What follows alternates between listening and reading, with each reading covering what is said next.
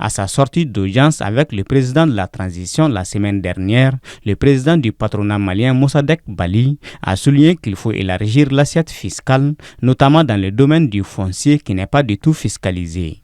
Selon des spécialistes, ce domaine constitue l'un des principaux problèmes majeurs en la matière dans notre pays. Aujourd'hui, nous connaissons le taux d'impôt qui est perçu sur le foncier, notamment les maisons dures et semi-dures. On fait une retenue de 12%.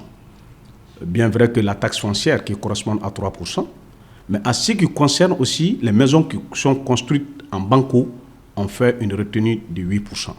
Donc l'élargissement aujourd'hui de cette assiette fiscale dans le domaine foncier, moi je pense que l'État doit procéder aujourd'hui à faire un recensement de toutes les maisons qui sont mises en location pour pouvoir aujourd'hui recouvrer cet impôt qui doit être perçu, n'est-ce pas, sur le foncier.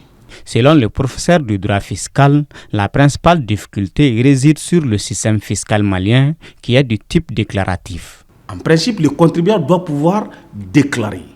Mais si le contribuable ne sait pas qu'il doit payer un impôt, mais comment il pourra se faire déclarer? Ça posera problème. On a dit toutes les maisons qui sont en location. Toutes les maisons qui sont en location. Donc, le locataire doit pouvoir payer cet impôt. Donc, de 12%, si c'est une maison en dur ou semi-dur. Maintenant, le code dit aussi, lorsque vous êtes propriétaire et que vous êtes logé dans cette maison, là, vous êtes exonéré du paiement d'impôts.